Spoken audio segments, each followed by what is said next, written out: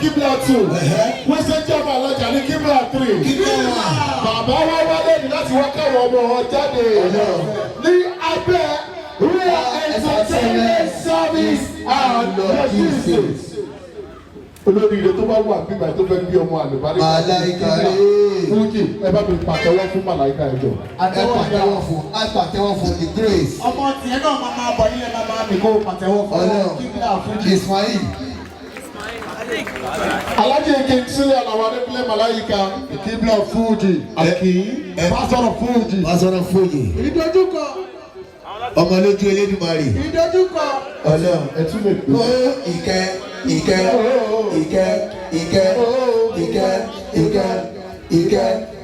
Ìkẹ́ Ànábì Alao Malaika.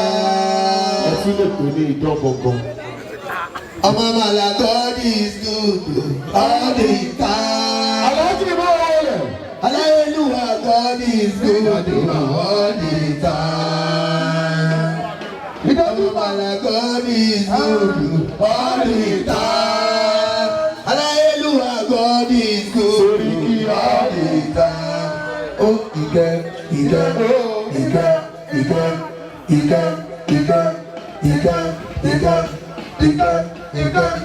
Ànábì Malaika.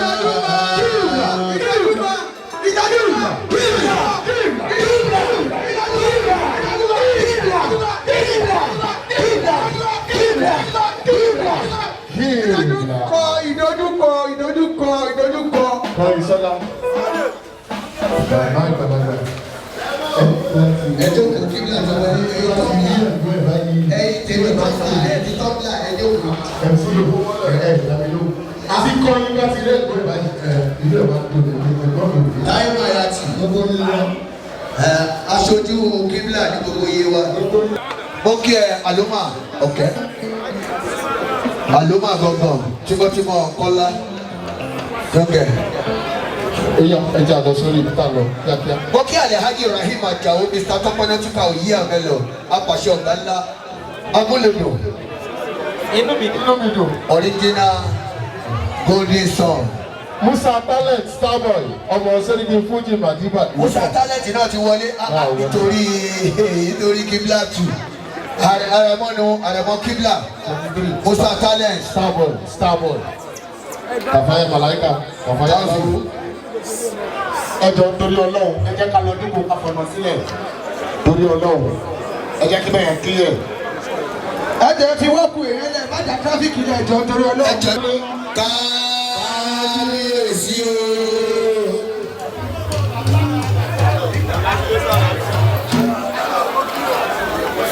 Ṣàbí ti ìlú Ìkọ̀kọ̀ Dọ́lápọ̀. You are highly recognized. MCU. Yes. Ó ti yá. Mọ́fìdà. Kí Alhaji Murphy Adisa Adékúnlé Sabaika. Kọ́símọ́bí. Aṣíwájú original Mr. Greenlight. Ambassador Dùgbẹ̀. Kìí rẹ bàtà ṣẹ́wó torí bó ṣe ń bọ̀ ló ṣe ń wọ̀ kò rí rẹ̀. Ìbínú. Labour Mọ̀ṣúrù. Ó kí Alhaji ẹ má yí padà Tọ́pọ́nátúkà apàṣẹ ọ̀gá ńlá authority. Murphy Adisa Sabaika. A lè farí lẹ́yìn olórí kó o dúró síbí kábẹ̀rẹ̀ sí ní lunch kan lè rí ẹ. Adùnní ó dẹ̀ wò wọ́n. Ṣadé Ìjàfó. Mo kí ẹ jàre Ṣadé Ìjàfó. Ọmọ oníbà ikùn. Bí ṣe ń bọ ní wọ̀. Ẹjọ́ gbogbo ẹni tó bá jẹ́ bí ètò. Adé Ṣáínà kí ni mo ṣe? Ọkọ̀ ìyàwó tuntun. Ó ti lọ wá wọ̀rí. Àjọkẹ́. Ìgbà tó ti fẹ́yàwó òrójú tiwa mọ́.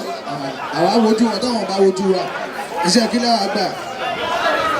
Èmi ọmọ olóró. Wálé ìdán. Ìdán wálé. Ṣèyí student. Báwo ọjà gbogbo olúwọlé? Tímọ́tímọ́ small but mighty. Báyìí yára sí i. Tímọ́tímọ́ Alhaji Kazeem Jọláyẹmí táyé pè ní Àṣọlọ́yà. Global President Aláyíwá Council worldwide.